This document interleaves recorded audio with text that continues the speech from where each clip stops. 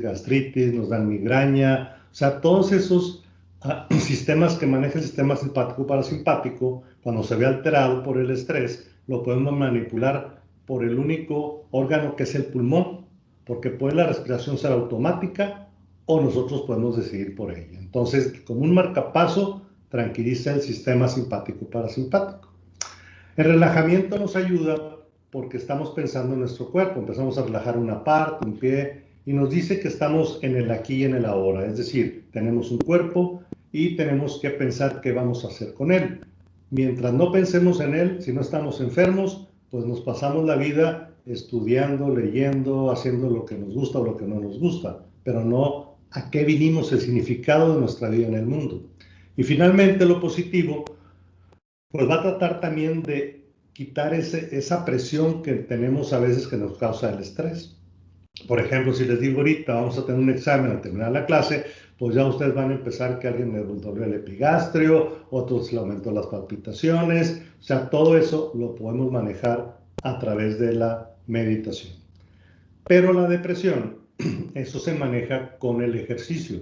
Ejercicio aeróbico, 150 minutos a la semana, es suficiente, 30 minutos 5 días y ya tenemos los 150 mínimo para que con las endorfinas no tengamos depresión.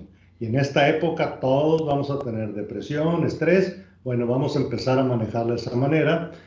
No es necesario medicamentos en este momento, entonces creo que son los tips más importantes antes de empezar con la clase, que ya, pues ya estamos en los 8 minutos 2. Bueno, la artritis reumatoide, como ya vieron ustedes en el video, es una enfermedad crónica, destructiva. Su evolución natural lleva al paciente a la invalidez total. La mitad de los pacientes sin tratamiento a 10 años están inválidos en silla de ruedas. En 30 años, el 90%. De tal suerte que antes pensábamos, no, hombre, dale nada más aspirina o dale esteroides al paciente. Ahora no. Tenemos que diagnosticarlos en forma temprana. ¿Perdón? Bueno, ¿tú, Adriana, tienes el teléfono? Digo, el micrófono prendido. No. Sí me escuchan bien todavía, ¿verdad? Sí. Ok. Bueno, entonces les decía yo que tenemos que diagnosticarla en forma temprana y ya tenemos las herramientas para ello. Y entonces, de acuerdo a lo que ustedes vieron y ahora vamos a completar, vamos a sintetizar. La artritis reumatoide es infecciosa, no. Metabólica, tampoco. Autoinflamatoria, no. Genética, no. Neoplásica, no. Es autoinmune. ¿Por qué? Porque a diferencia de la autoinflamatoria, esta sí tiene autoanticuerpos y la inmunidad adaptativa es la que predomina en este tipo de patología. En cambio, en las autoinflamatorias, como vimos en las diapositivas del video, predominan básicamente la inmunidad innata, que está resumido en este cuadro. Del lado izquierdo tenemos la artritis seropositiva, que es la artritis reumatoide por tener factor reumatoide positivo, que es autoinmune, y todo este grupo de patologías que van a ver próximamente, la espondiloartritis, las reactivas, el CUSI, el Crohn, psoriasis, espondilitis anquilosante o la indiferenciada, todas se engloban como autoinflamatorias donde predomina la inmunidad innata, que como saben es la primera que ataca a los microorganismos que entran en el cuerpo. Esta inmunidad innata es muy similar en todos los seres humanos. La que va a cambiar es la adaptativa dependiendo de la exposición al medio ambiente de ese ser humano después del nacimiento. Estos son los genes asociados a artritis reumatoide muy diferentes al de acá, porque acá es el HLA-B27. En este caso los autoanticuerpos son el factor reumatoide, pero el más específico es el antipéptido cíclico citrulinado, que puede aparecer hasta 10 años antes del cuadro clínico. En cambio acá, pues no hay autoanticuerpos. También el órgano blanco es diferente. En la artritis reumatoide la membrana sinovial. En cambio acá es el órgano enteseal, conocida la entesis como la unión de tendones, ligamentos, cápsulas articulares a hueso. El cuadro clínico también es diferente, poliarticular y simétrico en la artritis reumatoide. Oligoarticular, o sea, de 2 a 3 articulaciones, pues en la autoinflamatoria, que es asimétrica y sobre todo puede comprometer la columna, por eso es compromiso axial. Ya ahora nos queda más claro por qué algunos medicamentos actuaban en la artritis reumatoide y otros en las seronegativas. Acá tenemos metotrexate, leflunomida, acá nada más sulfasalacina cuando la artritis es periférica. La sulfasalacina no ayuda al paciente cuando hay artritis axial. Los inhibidores de JAK quinasas, las moléculas pequeñas, pueden ayudar a los dos tipos de artritis. En cambio de los biológicos tenemos todos estos en la artritis reumatoide y solamente anti-TNFs y anti-interleucina 17 en las autoinflamatorias. Quizás en un futuro próximo tendremos más mecanismos bloqueadores de la inflamación. La definición, pues, es una enfermedad autoinmune, inflamatoria, sistémica, crónica, con inflamación de la membrana sinovial, rigidez articular, que lleva a la incapacidad severa y sobre todo mortalidad prematura, 10 años antes, sobre todo por infartos, por aterosclerosis. Bueno, vamos a revisar este caso clínico y poder ver todo lo que se presentó en el video, a ver si podemos correlacionar todo. Se trata de una mujer de 45 años, hogareña, residente de San Luis Potosí, y su motivo de consulta es atractia artritis. Esto es muy importante diferenciarlo, tanto si lo hacemos por Zoom, videollamada con el paciente o presencial. La atractia es solamente dolor, no hay inflamación. En la artritis se le preguntaría al paciente rubor, calor, dolor, limitación de la función y principalmente en artritis en articulaciones, rigidez, sobre todo matutina. Cualquier clase de artritis, no necesariamente inflamatoria, puede ser mecánica, traumática, esto ocasiona rigidez. En la artritis reumatoide generalmente es cuando está activa arriba de 1 hora, más de 1 hora. Entonces, tiene 2 años y medio de evolución y su cuadro clínico es insidioso, progresivo, dolor articular, aumento de volumen y temperatura en hombros, muñecas, metacarpofalángicas, interfalanges proximales, rodillas y tobillos. Luego también el paciente se queja de sequedad ocular y oral. Tiene rigidez matutina de manos de 90 minutos. Datos importantes todos ellos para ver qué es lo que le está pasando al paciente. Su fatiga, este es otro dato importante, la fatiga, porque el paciente a veces no sabe qué le está pasando y siempre va a pensar que es un cáncer, que es una infección y lo que está iniciando es una artritis reumatoide. Y el dolor nocturno y sobre todo en la mañana esa rigidez matutina. Se le hacen exámenes de laboratorio y tiene una hemoglobina con anemia de 10.1, leucocitos totales 4.750, plaquetas de 430.000, sedimentación globular de 56, proteína C reactiva positiva paranormal de menos de 5, tiene 18 y factor reumatoide positivo 89. De aquí, los pacientes con artritis reumatoide activa van a tener anemia, entonces es un dato de actividad de la artritis reumatoide. Va a tener trombocitosis, tiene 430.000. Cuando el paciente mejora con el tratamiento, empieza a disminuir la cuenta plaquetaria. Obviamente, los datos de actividad inflamatoria como la sedimentación está elevada y estos datos nos van a ayudar para ir viendo en los criterios de clasificación cuántos tiene el paciente y si es una artritis reumatoide definida o no. Entonces, el diagnóstico diferencial en una mujer de 45 años, pues una artritis reumatoide, pues es el caso que nos ocupa, pues eso es. Pero la fibromialgia a veces nos confunde mucho la fibromialgia porque pues es también en mujeres de 45 años. En esta pandemia ha habido muchas consultas de mujeres con fibromialgia pensando que tienen artritis reumatoide. Para empezar, ya no está la chica que les ayude en la casa, ellas tienen que hacer todo, la atención de la enfermedad hace que se trastorne el sistema simpático parasimpático y esto ocasiona todos los síntomas de la fibromialgia, pero no hay inflamación, los reactantes de fase aguda, sedimentación globular, proteínas C reactivas son normales. Pues tampoco es una gota, porque esto es predominantemente en varones, arriba de 30 años y es aguda la artritis. En esta paciente tenía 2 años y medio. Osteoartrosis tampoco está en la edad, aunque hay una variante que se llama osteoartritis erosiva, pero tiene los mismos sitios de afección que la osteoartrosis, es decir, donde están los nódulos de Heberden, los nódulos de Bouchard. Pero este caso no es porque dijimos que tiene en hombro, rodillas y es poliarticular y simétrica. Fiebre reumática prácticamente no existe, era un diagnóstico que utilizaban mucho allá en el siglo pasado por los 50, 60. En la actualidad ni siquiera hay que hacer el diagnóstico diferencial de él.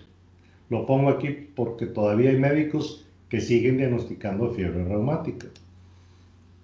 Entonces, mujer de 45 años, fíjense, nada más por edad y sexo, sin ver al paciente podemos tener una idea más o menos de qué puede ser como primera posibilidad. Por ejemplo, si es un niño o un adolescente de unos 14 años con una artritis de más de 6 semanas de evolución, tenemos que pensar en una artritis idiopática juvenil como primera posibilidad. Pero si es una mujer de 14 a 25 años, la primera posibilidad, claro, puede tener cualquier otra enfermedad reumática, pero la primera posibilidad es lupus. La misma edad, pero ahora masculino, pensamos en espondilitis anquilosante. Si es un masculino de 30 años, gota, ahí sí no van a ser más de 6 semanas, generalmente son 14, 15 días. Y si es una mujer de 40 años, como el caso que nos ocupa, pues artritis reumatoide o fibromialgia. Una mujer y hombre de 55 años o más, pues una osteoartrosis. La fibromialgia pues son dolores crónicos generalizados sin sinovitis, dolores musculares espontáneos o a la presión, hay cansancio, hay deterioro cognitivo, hay alteraciones del sueño, que es lo que provoca alteración del sistema simpático parasimpático. Son mujeres que amanecen diciendo, doctor, ¿sabe qué? Me siento como viejita, me siento muy mal, me duele todo el cuerpo. Empiezan a caminar y como que ya van mejorando sus molestias. Generalmente tienen problemas ya sea familiares, personales, profesionales, y eso hace que existan alteraciones del sueño.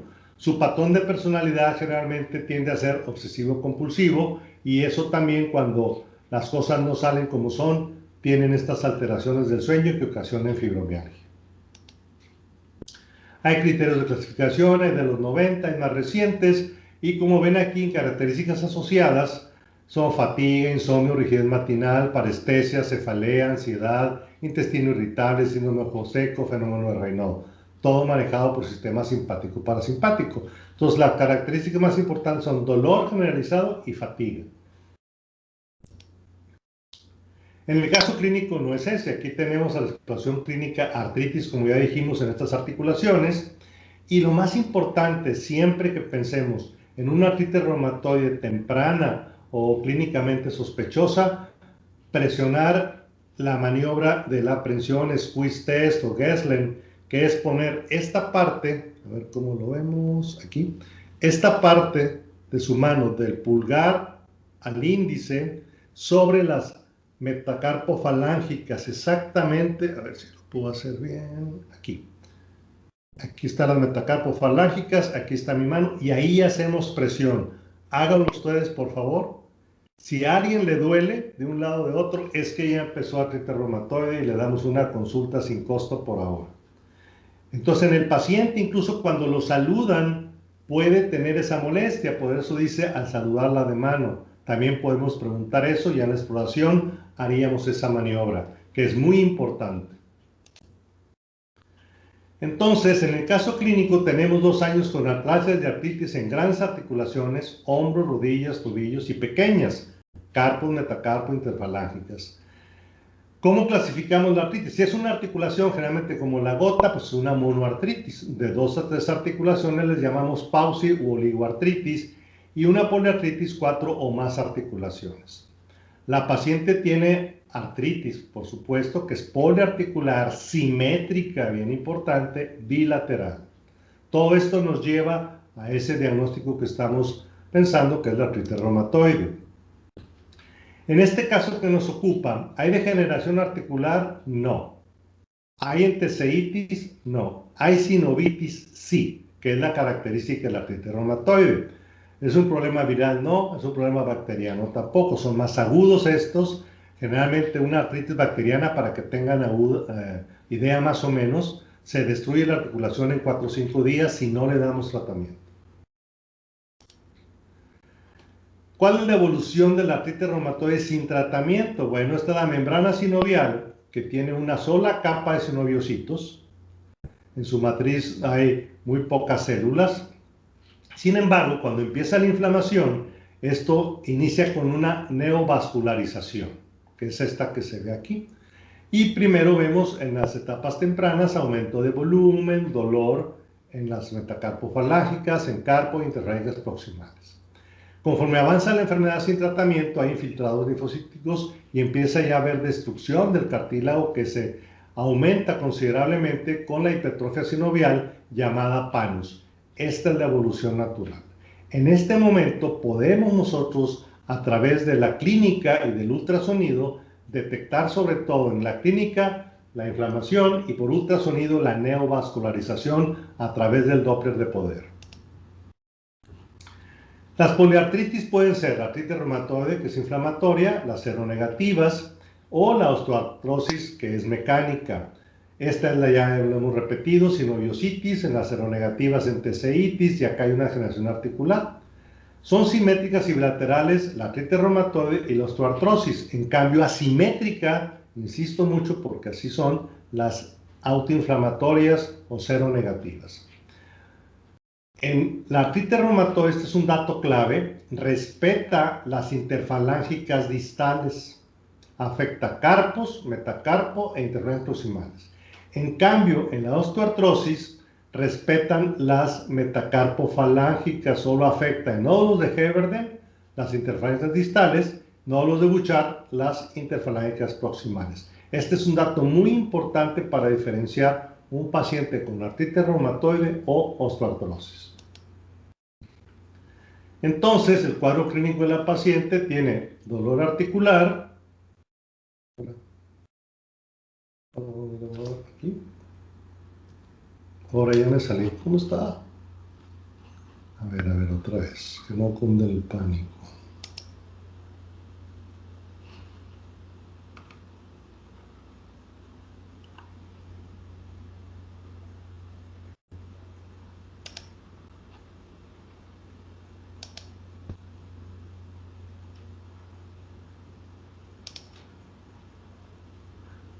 Creo que me salí. Déjenme ver cómo vuelvo a entrar.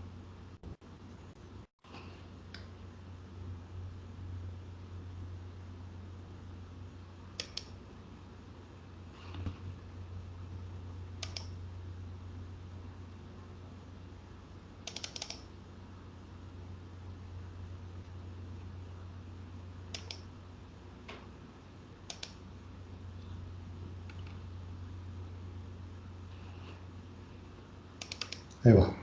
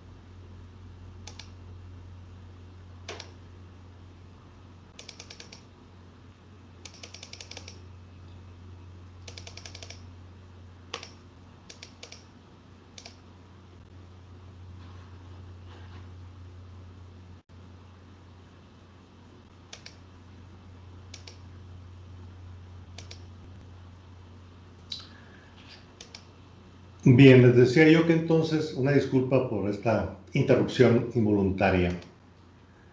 Entonces ya habíamos hablado de la diferencia entre AR, osteoartrosis, que este era el cuadro clínico de la paciente.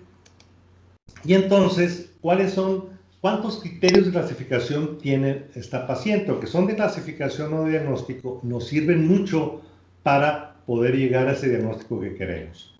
Ya habíamos hablado que hay 4 dominios en el video: el involucro articular, que nos da máximo 5 puntos, la serología máximo 3 puntos, la duración de la sinovitis 1 punto y reactantes de fase aguda 1 punto. Recordando que un puntaje mayor o igual a 6 indica artritis reumatoide definida. Y esto es con la finalidad de que si yo tengo un paciente y quiero comentarlo con alguien fuera de México o en Estados Unidos o Europa, tengo que decirle qué criterios tiene para que podamos hablar el mismo idioma. Entonces vamos a ver en esta paciente cuántos criterios tiene. ¿Tiene involucro articular de medianas y grandes articulaciones? Pues sí, tiene hombros, tiene rodillas, tiene tobillos. Entonces, aunque tenga de 2 a 10 articulaciones medianas o grandes, nada más tiene un punto. Esto es porque las seronegativas generalmente afectan más las medianas y grandes. Entonces, cuando nosotros veamos un paciente con afección en articulaciones pequeñas, como es el caso, metacarpofalángicas, interfalángicas, aquí ya juntamos más de 10 articulaciones pequeñas. Entonces tenemos 5 puntos. Aunque aquí tengamos 1, nada más van a ser 5 puntos como máximo. Luego tenemos en el dominio serológico factor reumatoide positivo y anti-CPP. Ella nomás tiene factor reumatoide, entonces ya tenemos un punto más, es positivo en 89 a un título bajo. Pero ¿qué otras enfermedades pueden dar también factor reumatoide positivo? Pues una hepatitis B o hepatitis C, la infección por HIV, la sífilis, la endocarditis, la tuberculosis, la lepra, la esquistosomiasis, pero el cuadro clínico definitivamente es muy diferente, aunque algunas hepatitis, sobre todo la C, nos pueden dar artritis, ahí hay que tener cuidado.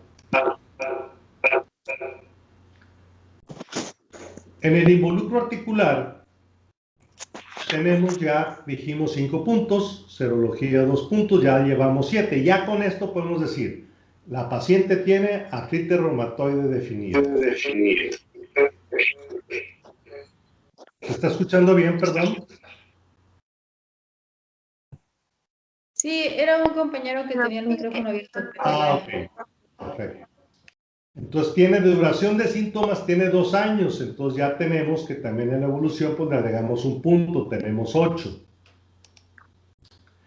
En la clasificación del tiempo de evolución tenemos artritis temprana, menos de 6 meses, intermedia de 6 a 24 meses y más de 24 meses crónica, aunque ya tenemos ahora otras clasificaciones nuevas, que si temprana, temprana, temprana, temprana, muy temprana. Y ahorita hablaremos de la artritis reumatoide clínicamente sospechosa, que es muy importante. En esta evolución del tiempo, recordemos que el paciente nace ya con alteraciones genéticas. Y si recordamos la concordancia en la artritis reumatoide de gemelos homocigotos, que nada más 12 de los homocigotos van a tener la artritis reumatoide, el otro, uno de ellos nada más, entonces quiere decir que los cambios epigenéticos son muy importantes, que son los ambientales. Ahí se está gestando ya la enfermedad. Y empieza a localizarse la autoinmunidad en las articulaciones y empiezan a liberarse o a formarse, a sintetizarse los autoanticuerpos, en este caso el factor reumatoide, el anticuerpo antipéptido ciclociclinado, y al llegar a las articulaciones y empezar ya la inflamación, esta va a ser insidiosa en algunos pacientes y entonces incluso sin artritis, pero todavía no podemos diagnosticarlo. Antes de entrar a la artritis indiferenciada, es decir, que no reúne criterios o que todavía no podemos decir que el paciente tiene artritis reumatoide, pero el ultrasonido y la resonancia sí nos pueden dar datos claves para pensar que es una artritis reumatoide. Mujer de 40 años que tiene 1 o 2, 3 articulaciones, pero que ya tiene cambios de imagen, podemos ya pensar que tiene artritis reumatoide. Incluso hay trabajos de investigación que en esta etapa, cuando hay anticuerpos anti-CPP en familiares de pacientes que tienen artritis o que ya empezó con una poca de artritis, se les dan tratamiento, puede diferirse la aparición de la artritis reumatoide hasta 2 años. Entonces, para allá vamos. Queremos tratar acá a los pacientes antes de que lleguen, sobre todo, a la fase ya de artritis reumatoide establecida o definida. ¿Cómo podríamos pensar que una artritis o artralgias clínicamente sospechosas nos van a dar una artritis reumatoide en el futuro. Bueno, pues aquí se hizo este trabajo en el 2017 y tenemos varias preguntas o respuestas hacia ese paciente. El paciente tiene síntomas articulares recientes con duración de menos de un año, tiene síntomas localizados en las articulaciones metacarpofalángicas, fíjense otra vez, pequeñas articulaciones. La duración de la rigidez matutina es más de 60 minutos. Los síntomas son más severos presentes por la mañana, con rigidez. Presencia familiar de primer grado con diagnóstico de artritis reumatoide. Y al examen físico, dificultad para realizar el cierre de puño, o sea, que no puedan, que aquí quede un pequeño hueco. O maniobra de prensión de suma positiva en la articulación metacarpofalángica, lo que habíamos dicho aquí. Entonces, si una respuesta de toda esta es positiva, 14% de probabilidades que desarrolle AR en el futuro. Si tiene 2, más del 50, si tiene 3, 74, si tiene 4, 93, pero si ya tiene más de 4, 100% que ese paciente va a tener artritis reumatoide. Entonces a ese paciente ya podemos darle un tratamiento. Esta prueba es la más importante para el diagnóstico temprano, obviamente en las primeras semanas o meses que el paciente tiene la enfermedad. A mí me ha servido mucho para las videollamadas o por el Zoom, porque al paciente le digo, ponga su mano ahí. ¿Le duele? No. Bueno, quiere decir que mi tratamiento ya tiene o está en remisión o en baja actividad y lo comparo con los reactantes de fase aguda. ¿Cuáles son? Pues sedimentación globular y proteína C reactiva. El paciente tiene 56, es alto, lo normal es 20 para nosotros los reumatólogos, y de proteína C reactiva positivo porque normalmente es menos de 5. O si es de la ultrasensible es menor de 0.5. En este caso era la normal. Entonces el paciente también ya tiene factor reumatoide, son 2 puntos porque es bajo. Su título y la evolución de más de 6 semanas es 1 punto, la reactante fase aguda 1 punto, entonces la paciente tiene 9 puntos. Obviamente ya más de 6 dijimos que era artritis reumatoide definida. ¿Qué es nuestro diagnóstico? ¿Cómo medimos la actividad de la artritis reumatoide? Bueno, pues se mide por rigidez matutina, más de 2 horas, 2 horas, la fatiga a las 4 horas, dolor nocturno, trombocitosis en los exámenes de laboratorio y los reactantes de fase aguda. Pero tenemos uno más, la respuesta antiinflamatorios. Generalmente la artritis reumatoide, aún en su inicio, no va a responder a los antiinflamatorios no esteroideos. En el siglo pasado éramos muy reacios a dar esteroides a estos pacientes porque pensábamos que era más lo que íbamos a ocasionar de reacciones adversas que la mejoría. En cambio ahora lo hacemos prácticamente como una terapia fuerte, incluso también se ha considerado como un inmunomodulador a los esteroides. Entonces cuando empieza un paciente le damos esteroides a dosis bajas, máximo 15 miligramos de prednisona o su equivalente, y ya el fármaco que son los fármacos modificadores de la enfermedad.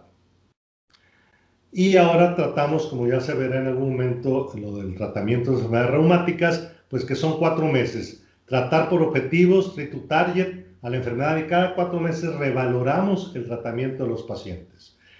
Si un paciente veo que no está muy activo a su inicio, puedo empezar con 7.5 miligramos de prednisona, repartidos 2.5 cada 8 horas. Todas las enfermedades autoinmunes activas requieren manejo con esteroides y lo vamos a dar cada 8 horas para tener un control más adecuado de las enfermedades, en este caso de la artritis reumatoide. Si con 7.5 está bien, pues quiere decir que es una artritis tranquila. Si tiene 15 miligramos, pues está más o menos ya moderada, pero si requiere más de 15 miligramos para tener un control adecuado de la inflamación, es una artritis muy agresiva y también tenemos que hacerlo con los modificadores de la enfermedad. Manejamos el dolor y la artritis de inflamación a través de la clinimetría, en este caso el DAS28 es el más importante y estos son los ítems que tomamos en cuenta: el dolor, la inflamación de 28 articulaciones, la sedimentación globular o la proteína C reactiva, que es más específica, y la evaluación general del paciente. ¿Cuál es su dolor del 0 al 100? Bajo esa fórmula tenemos que DAS menores de 2.6 están en remisión, DAS de 2.7 una enfermedad leve, moderada o severa dependiendo del número. Cuando llegaron los biológicos pensábamos que nosotros íbamos a curar la enfermedad, que no está en remisión. Realmente solamente el 15% de la artritis reumatoide logramos meterlo en remisión con los tratamientos actuales, incluyendo los biológicos. La mayoría entran en enfermedad de baja actividad o enfermedad leve, lo cual ya evita que el paciente tenga una evolución agresiva, que tenga una calidad de vida bastante aceptable, sin molestias, pero no estamos llegando a la remisión todavía con los tratamientos actuales en la mayoría de los pacientes. Como parte de la evaluación en el consultorio se decía hacer la siguiente prueba, porque el paciente se quejaba de sequedad ocular.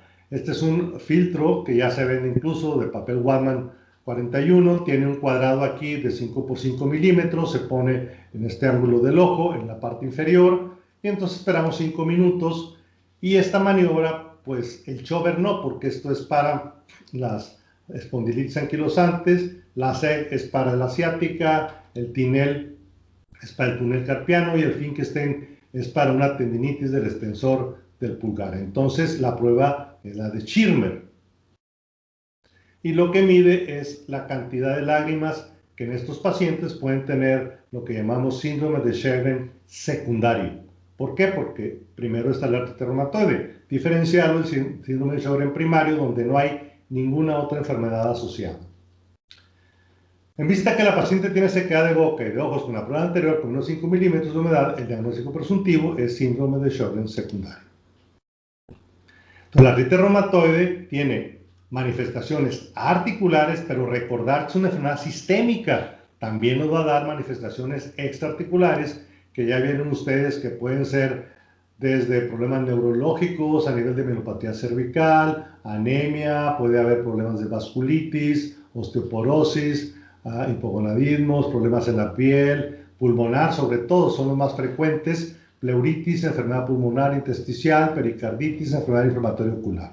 Estas generalmente pueden pasar asintomáticas, sobre todo la intersticial, a menos que el paciente tenga una reacción secundaria al metotrexate o a la leflunomida, que también nos puede acelerar este proceso.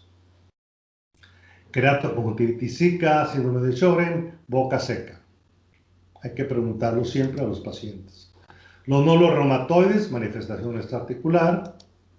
Síndrome de Claphan asociado a neumoconiosis, este tipo de infiltrados que han llamado en bola de cañón. Pleuritis, pericarditis, se ha observado también en estos enfermos. Y cuando vamos a buscar las vasculitis, siempre será en el área periungueal. Este es el tipo. No, doctor, es que me dio un golpe. Si tiene artritis reumatoide y ven esto, eso es igual a vasculitis y esto puede ser de mal pronóstico. Entonces hay que dar rápidamente tratamiento al paciente. El síndrome de Felty, la artritis reumatoide más esplenomegalia, más leucopenia, cursa con infecciones frecuentes y en la médula ósea se encuentra de tensión.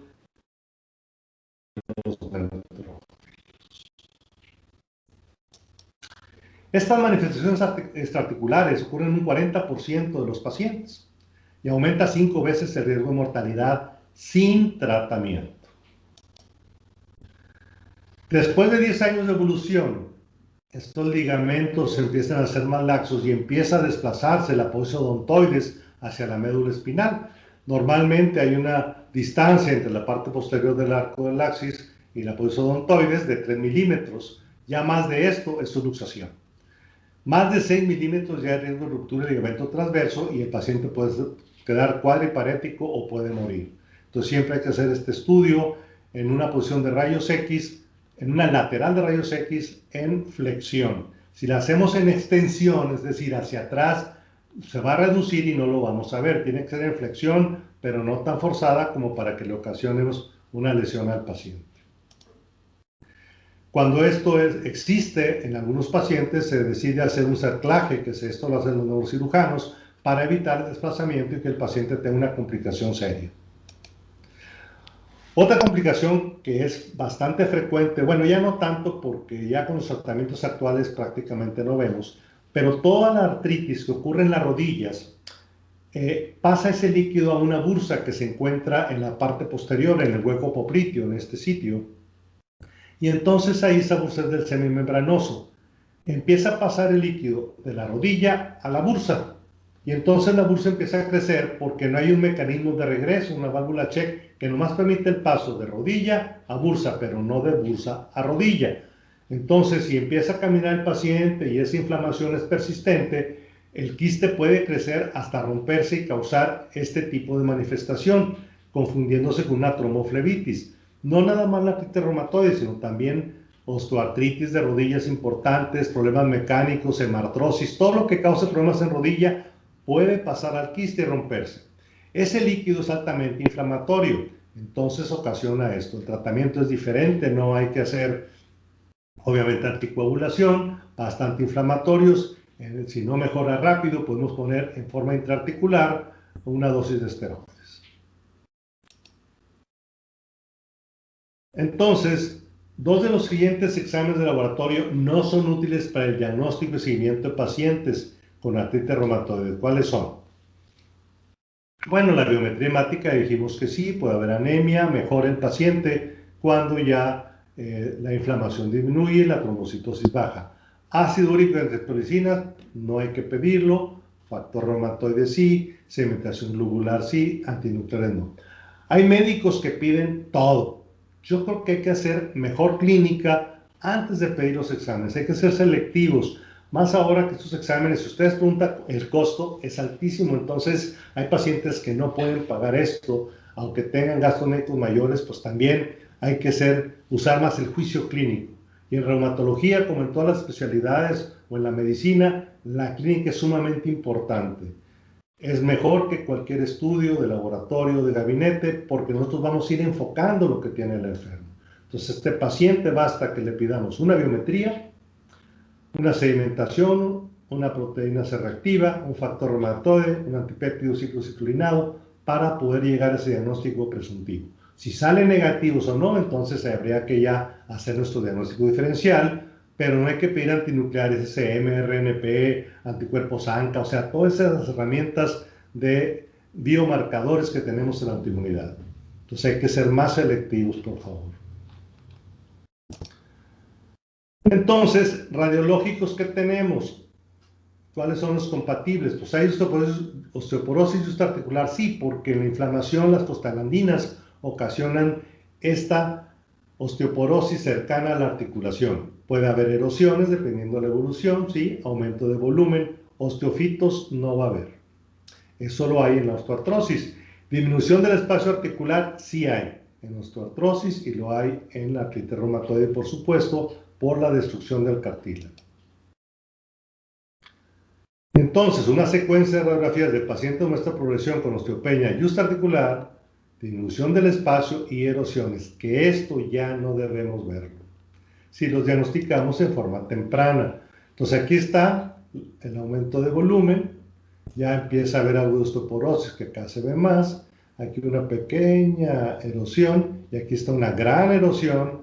Fíjense cómo el espacio empieza a disminuir, donde aquí ya prácticamente se ha perdido por el panos que ha sido destruyendo rápidamente esa articulación. La angiogénesis, que es de las etapas más tempranas, aquí vemos los vasos sanguíneos en la membrana sinovial, lo podemos detectar por el Doppler de poder. En ultrasonido, gamagrama antes lo usábamos, ya no, da muchas falsas positivas, la resonancia sería el 100%, y el ultrasonido sería un 97%. Aquí vemos las erosiones, vemos el aumento de volumen, y hay algo que nos ayuda en etapas tempranas, se llama edema óseo, que solo se ve en la resonancia. Entonces, para trabajos de investigación es muy importante la resonancia. Diagnóstico diferencial con osteoartrosis. Bueno, ya habíamos dicho que grandes, pequeñas articulaciones. En la mano la R afecta a todas menos las interferencias distales. En la osteoartrosis afecta a distales, proximales, pero respeta las metacarpofalángicas. En la R afecta a todo el carpo, en cambio en la osteoartrosis solamente la primera carpo metacarpiana. También puede afectar columna, cadera y rodilla. Aquí tenemos las manos de una artritis reumatoide. Ya nomás viendo esto, artritis reumatoide. Ya nomás viendo que aquí no hay osteoartrosis. A esto les llamamos nódulos de Heberden, a estos nódulos de Bouchard, y estas son las características inflamatorias. Este tipo de enfermedad ya no debemos verlos, estos pacientes, si diagnosticamos temprano y damos ese tratamiento que ya tenemos efectivo. Si tomamos radiografías, ¿dónde vamos a ver las lesiones? Pues donde está la clínica, en artritis reumatoide, carpo. Aquí es donde empieza el daño. Puede ser en todo el carpo, pero aquí es donde se inicia. Aquí están las metacarpofalángicas y las raíces proximales. En la osteoartrosis dijimos que las distales y las proximales interfalángicas y la primera carpometacarpial. En la artritis reumatoide hay osteoporosis articular, en la osteoartrosis hay esclerosis. Esta es osteoporosis articular, esta es esclerosis. Fíjense cómo hay aumento de la densidad ósea. Eso es esclerosis radiológica. Acá hay erosiones, acá hay osteofitos. Estos son los osteofitos, todos estos son osteofitos. Ay, perdón. Son osteofitos. Y los dos tienen disminución del espacio articular. Aquí prácticamente ya no existe, miren. Por eso se forman por los osteofitos los nódulos de Heberden y de Bouchard. ¿Cuál es la diferencia más importante entre las artritis seropositivas y seronegativas? La genética sí, mecanismo fisiopatológico también, los anticuerpos claro, el órgano blanco, cuadro clínico, todo es diferente. Hay algunas similitudes en algún tratamiento, pero nada más. Entonces, factores de mal pronóstico. En artritis reumatoide es una enfermedad persistente y erosiva. Número de articulaciones inflamadas, más de 28, mal pronóstico, segmentación o proteína selectiva 2-3 veces lo normal, o los anticuerpos 3 veces lo normal y ver erosiones radiográficas. Yo considero con muchos de mis colegas que la artritis reumatoide no hay que contemplarla, hay que darle tratamiento rápido porque no sabemos en qué momento va a hacerse más agresiva. Entonces, en este caso clínico, la paciente recibió antiinflamatorios no esteroideos sin mejoría. Los corticosteroides mejoraron rápidamente al paciente, se los dio por periodos cortos, pero ¿qué pasaba? Cada vez que los suspendes recaes. Entonces, por eso iniciamos antiinflamatorios, esteroideos, más inductores de remisión, llamados fármacos también. Entonces, la última vez tomó prednisona por 8 meses y obviamente tuvo datos de Cushing, no le explicaron, no le empezaron un inmunosupresor y entonces el paciente pues ya no lo quería tomar. Y además hizo sangrado cuando le dio un artridol que tiene una mezcla de betametasona, tiene un antiinflamatorio indometacina y tiene metocarbamol. Entonces realmente es una combinación que los pacientes pocas veces van a tolerar. Entonces, ¿cuál es el tratamiento más aceptable para la paciente? Para inducir remisión, pues la penicilina ya no se usa, aunque todavía hay médicos que la siguen usando pensando que es una fiebre reumática, diazepam no, methotrexato sí, paracetamol no, alupurino no. Entonces, este es el medicamento de elección en la actualidad en cualquier parte del mundo y están dentro de las guías para el manejo de esta enfermedad como primera elección. La hay oral y la hay subcutánea. A veces no se absorbe en forma oral, entonces si no se absorbe, pues cómo va a mejorar al paciente. Las dosis de 7.5 hasta 22.5 miligramos al día pueden ser útiles en los pacientes. Si hay disponibilidad, hay que usar mejor la parenteral, la subcutánea, porque ahí estamos seguros que está entrando el 100% de metotrexate, y si vamos a esperar 4 meses para la oral y luego pasar a la parenteral, pues ya perdimos 4 meses en evolución. Entonces, mejor empezamos con la parenteral y luego podemos cambiar a la oral si el paciente ya entró en baja actividad o en remisión. ¿Cuáles son los objetivos del tratamiento? Pues controlar la inflamación, prevenir el daño, prevenir la incapacidad y la muerte prematura. Serían nuestros principales objetivos. En algunos pacientes que no responden o que ya vienen muy avanzados, pues sí, el tratamiento farmacológico y la fisioterapia son muy importantes, pero a veces el apoyo psicológico, la educación, la cirugía, tratando de evitar las prótesis en estos pacientes con el manejo temprano. ¿Qué medicamentos tenemos? Pues hay analgésicos, que rara vez usamos también, porque fíjense, Si yo tengo un paciente con artritis reumatoide y le doy antiinflamatorios, el paciente se va a sentir muy bien, sobre todo si le doy esteroideos. ¿Qué pasa? Que el paciente va a hacer más cosas, como no le duele, pero todavía no hay una reparación de ese cartílago, todavía tiene componentes inflamatorios que si lo usan mucho al día, va a destruirse rápidamente. Por eso hay que decirle al paciente, por 4, 6 semanas usted llévesela tranquila todavía, haga las mismas cosas, pero no haga demasiado porque su articulación todavía se puede destruir, aunque no le duela. O sea, hay que esperar a que exista ese efecto que hace el cuerpo, reparar el problema que existe en las articulaciones. Los fármacos modificadores de enfermedad, recordarle al paciente que no, doctor, pues yo ya tomé Aralen, yo ya tomé Metotrexate 2 semanas, 1 mes, 2 y no me ayudó, ya lo suspendí. No, hay que decirle que no es un antiinflamatorio, que va a tardar 4 meses en actuar el 100%. Desde los 2 meses ya podemos ir viendo nosotros el beneficio del tratamiento. ¿Cómo lo vamos a medir? Bueno, primero, que el paciente esté en baja actividad con los antiinflamatorios. Después de 2 meses empezamos a bajar el antiinflamatorio. A los 4 meses debemos de quitar el antiinflamatorio, el esteroideo. Si lo quitamos y el paciente no recae, quiere decir que el inductor de remisión o el FARME ya actuó. Si se reactiva, quiere decir que no fue efectivo en el 100%, a lo mejor en un 50%, bueno, podemos arreglarle flunamida si le dimos metotrexate. Otra vez esperamos 4 meses, ya quitamos esteroides, ya lo hicimos. No funcionó, buscamos moléculas pequeñas, baricitinib, tofacitinib. No funcionó, otros 4 meses, damos entonces un biológico. Y ahí podemos empezar, de acuerdo a nuestra experiencia, anti-TNFs, podemos utilizar rituximab, anti-CD20, adalimumab, cualquiera de los mecanismos diferentes, antirreceptor de interleucina 6. Agentes biológicos sería ya lo último que usaríamos, sobre todo en estos pacientes que no responden. ¿Qué son los DMARDs o los FARMs? Bueno, pues DMARDs es en inglés, Disease Modifier Antirheumatic Drugs, y o fármacos modificadores de enfermedad, es lo mismo exactamente, o inductores de remisión, que la verdad, pues no son de remisión, ya dijimos que solamente el 15%.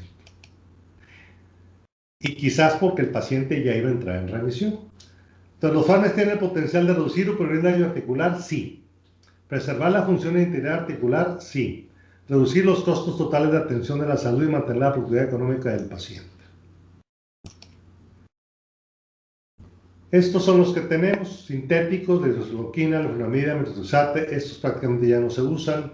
Moléculas pequeñas, tofacitinib, baricitinib, son inhibidores de los JAKs. Y fármacos biológicos, abatacept, anti-CTL4, que son comunicación intercelular, adalimumab, el etanercept, el golimumab, infliximab, certolizumab, todos ellos son inhibidores del factor necrotumoral. Rituximab, anti-CD20, tocilizumab es antirreceptor de interleucina 6. ¿Cómo usarlos? Pues les decía que hay guías. Y las indicaciones de estos medicamentos pues son la enfermedad erosiva, falta de respuesta a los AINES. Nunca demos solamente el AINE, siempre hay que mezclarlo. Perdón.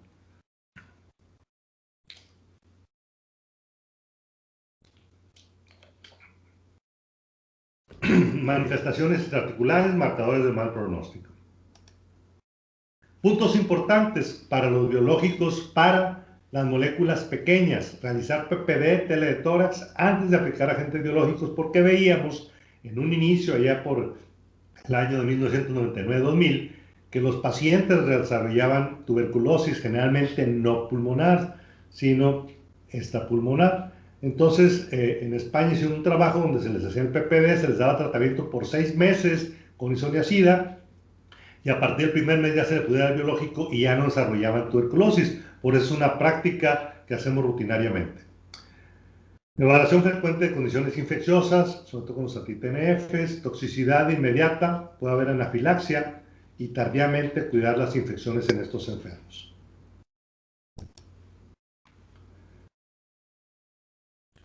Uso temprano de fármacos, ya. es que usarlos desde que conocemos y diagnosticamos el paciente, darle fármacos.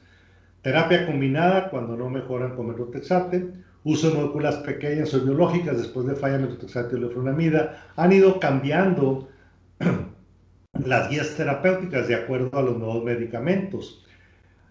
Se ha hablado mucho de la medicina personalizada, actualmente de la medicina de precisión. Pues sí, si yo tengo un paciente con artritis reumatoide que hace infecciones frecuentes, que es diabético o que tiene arriba de 60 años, pues no le voy a dar anti-TNFs porque eso daría más posibilidades de infección. Entonces le puedo dar Abatacept, que es el que da menos infecciones, o Rituximab anti-CD20. Si le voy a dar JAKs, aquí lo importante es vacunarlo con la vacuna de herpes zóster, perdón, de herpes zóster, aunque todos deberían estar vacunados contra el virus del herpes. Porque estos pacientes en algún momento de su evolución con estos tratamientos pueden desarrollar herpes zóster. Entonces sí estamos más o menos perfilando cada vez más a los pacientes que van a recibir estos medicamentos. Aquellos que han tenido PPD positivos aún en tratamiento, podemos darles Abatacept y Rituximab, que también son los pacientes que reciben estos medicamentos los que menos reactivación tienen por la tuberculosis.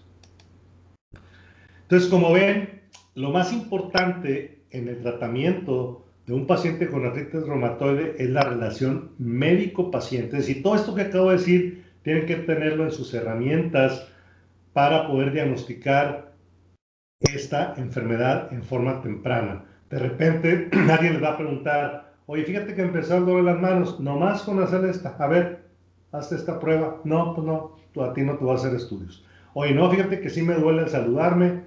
Bueno, entonces ya le hacen una historia clínica, qué exámenes, ya les dije cuáles. Y entonces ese paciente ya diagnosticado debe recibir tanto antiinflamatorios como inductores de remisión. Bien, pues creo que esto ya es el complemento del video y tenemos minutos para poder contestar algunas preguntas que tengan ustedes, que espero que sean muchas. ¿Quién quiere empezar? ¿Quién dijo yo? Ya. Doctor, una pregunta. A ver, tú eres... ¿Cómo te llamas? Diego. ¿Dónde estás, Diego? No te veo aquí. Bueno, dime la pregunta, acá te busco. ¿Cómo sabe cuando el factor reumatoide es positivo, alto o bajo? O sea, ¿hay algún límite o un número? Sí, podríamos decir que 3 veces lo normal ya es alto.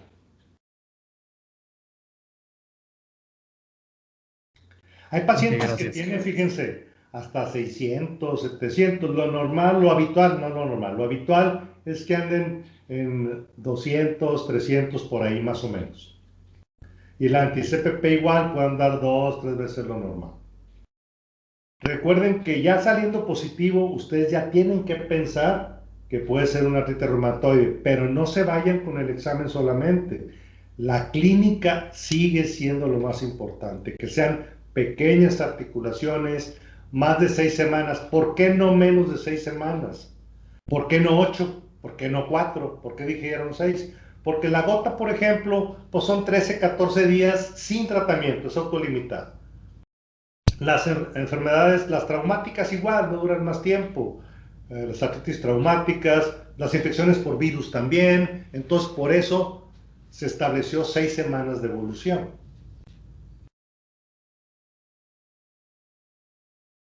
¿Alguna otra pregunta? Yo, doctor. ¿Quién eres yo? Soy Vivian. Bueno, buen día. Doctor, bueno, entonces, como médicos generales, ¿en qué momento referimos al paciente al reumatólogo? Esa es mi primera pregunta. Y en segunda, había mencionado que la muerte a última instancia era por arteriosclerosis y qué otro motivo, doctor? Básicamente es por aterosclerosis, que puede dar infartos cerebrales, infartos al miocardio, básicamente, ¿verdad? ¿Por qué? Porque la inflamación, ahora sabemos que la aterosclerosis es una enfermedad también de componente inflamatorio. Entonces, una enfermedad inflamatoria, cualquiera de ellas, acelera la aterosclerosis. Entonces, estos pacientes, pero estoy hablando sin tratamiento, que quede claro, o que no están en baja actividad o en remisión. Esos son los pacientes que mueren 10 años antes, pero en tratamiento bien llevado, deben de llevar una vida normal.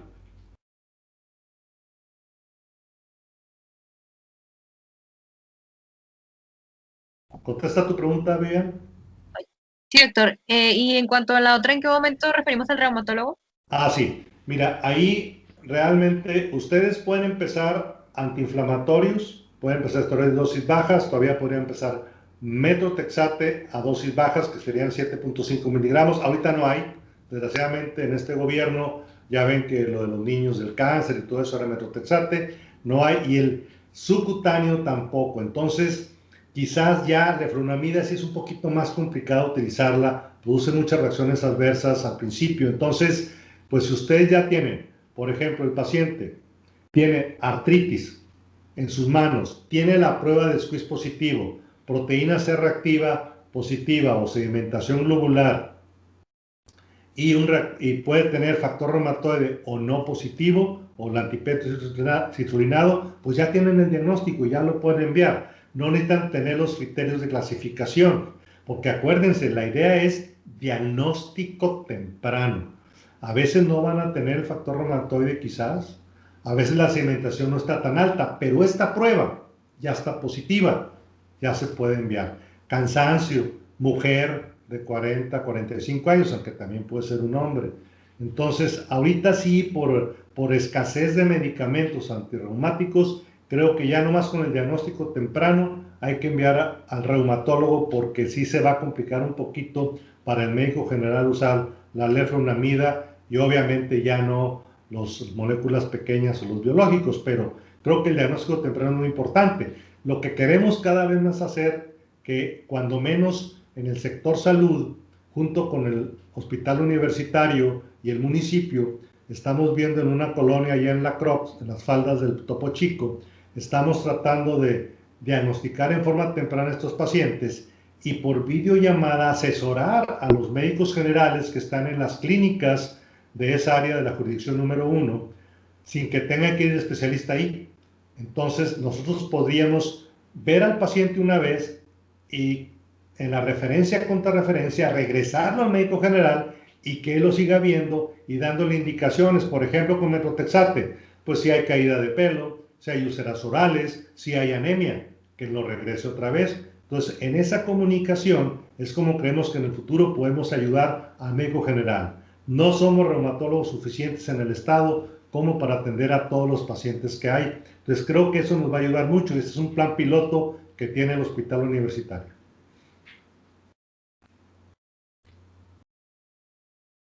¿Alguna Gracias. otra pregunta? Sí, doctor, mencionó que los esteroides se tienen que quitar después de 4 meses de iniciado. O sea, ¿estaría mal en teoría que el paciente lo tenga dentro de su tratamiento diario? Sí, fíjate que te digo que hemos aprendido que los antiinflamatorios no esteroideos realmente ayudan muy poco al paciente con una artritis reumatoide ya inflamatoria importante. Entonces, o los puedes iniciar, pero el paciente se va a ir porque no va a haber mejoría. Que él quiere regresar inmediatamente a como estaba antes. Eso no va a suceder. En cambio, le das esteroides y le explicas, mire, es un medicamento que lo vamos a dar nada más por 4 meses. Si funciona el inductor de remisión, se los voy a quitar. Vamos a empezar con dosis bajas. La diferencia entre las dosis bajas y altas son los cambios que usted ha visto en otros enfermos o lo que usted ha visto en el internet, porque el paciente ya ve el internet y dice, no, yo no quiero esteroides. Entonces tienen que explicarle que son dosis bajas. Hay un medicamento que se llama Deflazacort que da menos reacciones adversas que la prednisona. Pueden utilizar ese. Viene de 6 miligramos y de 30. Hay que dar de 6, equivale más o menos a 5 de prednisona. Serían 18 miligramos diarios, 6 cada 8 horas. Y efectivamente, no da tantos efectos colaterales en ese tiempo y a esa dosis. Entonces, y explicarle, este medicamento le va a ayudar bastante. El paciente lo que hace es tomarlo, se siente bien y si no le explican todo del inductor de remisión, entonces ya no va a regresar porque él se va a estar tomando un Deflazacort nada más. Pero a los 4 meses, más bien después de 2 meses, ustedes empiezan a bajar la dosis. ¿Cómo la bajamos? Generalmente por la mitad de la dosis del día. Por ejemplo, yo lo que hago es, se toma una en la mañana, una a mediodía en la noche por 2 meses. Luego, o si ya está 100%, le empiezo a bajar desde antes. Que me diga, doctor, yo estoy ya muy bien. Ven los reactantes al mes de fase aguda, normales. ven que no hay lesión de transaminasas elevadas hepáticas por el metotrexate. Entonces siempre lo cito al mes para ver si no hay reacción con el inductor de remisión. Puedo empezarlo a bajar ahí, una media y una media y media, media y media. Siempre bajen una mitad, puede ser por semana, para que a los 4 meses ustedes ya estén en 0. Si se reactiva cuando está en 6 miligramos, quiere decir que el medicamento inductor no funcionó. Entonces, tienen que agregar otro. En el caso de metotrexate, yo agrego leflunomida. Está aceptado, hay casos de investigación que ayuda y entonces me espero otros 4 meses. Otra vez me regreso a la dosis que requiera, pero si por ejemplo yo empecé con 3 para que el paciente estuviera bien y cuando le agrego leflunomida se quedó con media y media, quiere decir que el metotrexate ayudó 50%, pero no el 100%, porque ya no necesitó 18 miligramos, ya nada más necesitó 9. Quiere decir que sí le ayudó, pero no 100%, que es lo que queremos. Entonces, damos leflunomida y a los 4 meses quitamos esos 9 miligramos, quitando media cada 15 días, por ejemplo, y entonces ya el paciente, si entró en baja actividad o remisión, ahí nos quedamos.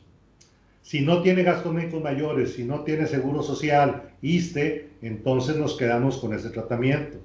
Si tiene otras opciones y el paciente recae, tenemos que mandarlo entonces a la institución para que le den o un inhibidor de JAK o un biológico. Gracias. ¿Está bien, Reinaldo? Sí, todo bien. Okay. Doctor, y en caso de que un paciente pues empiece o sea, tenga la artritis activa y tenga osteoporosis, ¿qué opción se le puede dar para no darle prednisona? No, tienes que dársela. No hay forma. El paciente te va a dejar. La osteoporosis es un tratamiento que va a llevar a meses y a veces años. Entonces hay que ver si la mujer realmente lo tiene. Para diagnosticarlo necesitamos una densitometría, ¿verdad? Entonces lo que hacemos es darle tratamiento. Si es un paciente que no tiene reflujo, que no tiene problemas gastrointestinales, pues podemos darles un bifosfonato oral, ¿verdad? Entonces, como Fosamax, como algún otro. Y si tiene, y le damos calcio, su vitamina D, no hay problema, y le damos el esteroide. Generalmente, si tiene estrógenos el paciente, si no está en menopausia, podemos nada más darle calcio, vitamina D, y con eso es suficiente, ya que los esteroides no los esté tomando, los podemos quitar. Ahí si queremos, no le hacemos una citometría, pero yo diría que si le vamos a dar tratamiento de calcio, vitamina D o bifosfonatos o denosumab, entonces tenemos que hacerle una densitometría. Pero yo no la haría antes de los 40, 45 años con artritis reumatoide, porque va a salir normal. Acuérdense que el mejor cemento para pegar el calcio en el hueso son los estrógenos y las dosis que damos de esteroides no son tan altas. Entonces yo me preocuparía más en pacientes con lupus que sí tienen daños a órganos mayores, donde damos dosis hasta 5, vamos a decir hasta 50, 60 miligramos de esteroides, a veces damos bolos de 1 gramo de metilprednisolona. Ahí sí podemos provocar en gente más joven osteoporosis. Yo no tendría temor de darle, siempre y cuando tenga una densitometría, y puede tener osteopenia leve, moderada, severa antes de la osteoporosis. Dependiendo el grado es el tratamiento. Si tiene ya osteoporosis, le empiezo el tratamiento de osteoporosis y le doy mis esteroides, no hay problema. Porque no se los va a dar siempre. Ok, gracias, doctor. Disculpe, doctor, buenos días. Buenos días. Tengo 2 dudas con respecto al metotrexato. Por ejemplo, las dosis más bajas que se mencionan son de 7.5. Un paciente puede entrar en remisión si tolera incluso dosis más bajas, o sea, 4.25, 5. ¿Y hasta cuándo sería recomendable el quitar? O mejor dicho, si la intolerancia del paciente únicamente es vía oral, o sea, problemas gastrointestinales sin tener la mucositis, las úlceras, ahí sí se recomienda seguir ese esquema o cambiarlo. Bueno, en primer lugar, cada vez que ustedes tengan una reacción adversa a un medicamento, no insistan, va a aparecer otros problemas. Si un paciente está en metotrexate, yo nunca empiezo con dosis bajas, porque me tengo que esperar 4 meses para subirle. Imagínense, me va a llevar 1 año o 2 para llegar a 25 miligramos, sería la dosis máxima. Mejor lo que hago es empiezo con la dosis máxima y si mejora a los 4 meses y ya no tomo esteroides, le puedo empezar a bajar. Pero si ya empezó con mucositis, ya empezó con pérdida de pelo fuera, buscamos otra alternativa, leflunomida, no funcionó, bueno, no tiene dinero, bueno, vamos a empezar a ver si la cloroquina o la hidroxicloroquina en artritis muy agresivas, yo en lo personal no he visto que funcione.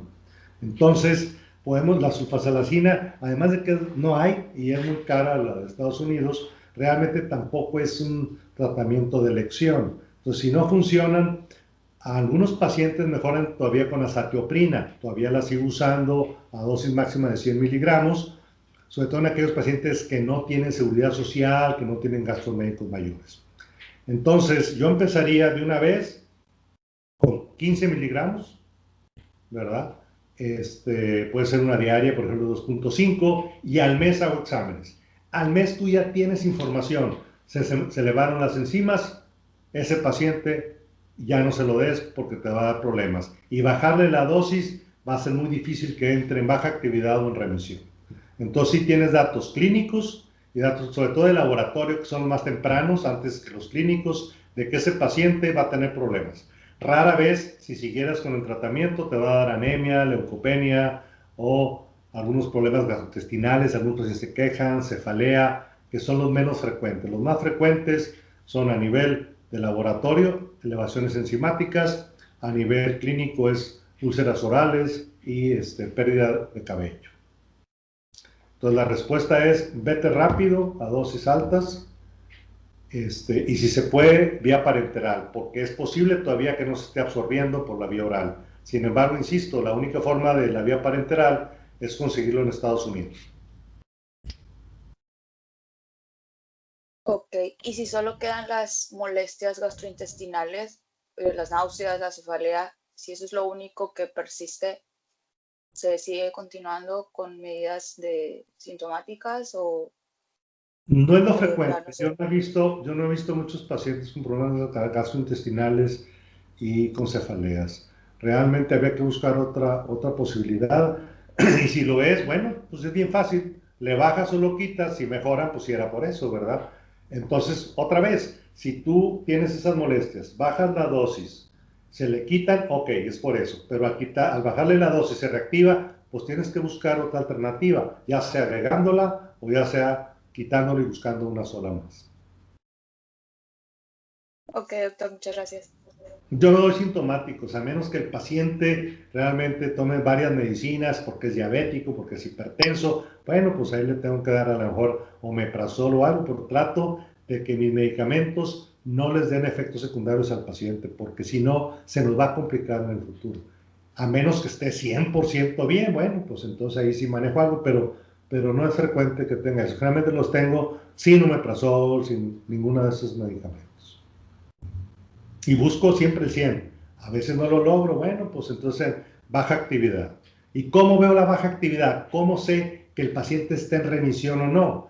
Porque mis manos pues pueden detectar hasta cierto nivel la inflamación o presión para el dolor. El ultrasonido hasta ahorita es lo más efectivo para decir, este paciente está en remisión total, pueden suspender el tratamiento que lleva y puede, claro, reactivarse a los 8 meses, al año, a los 2 años. En cambio, si todavía está activo, pero el paciente no siente ese dolor, no siente esa inflamación, se va a reactivar a los 2 meses.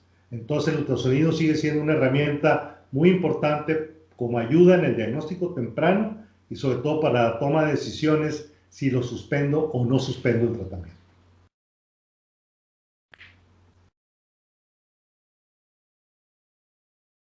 ¿Alguna pregunta por ahí?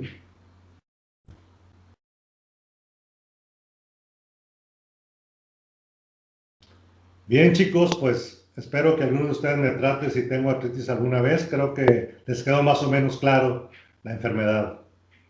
Muchas gracias. Adiós.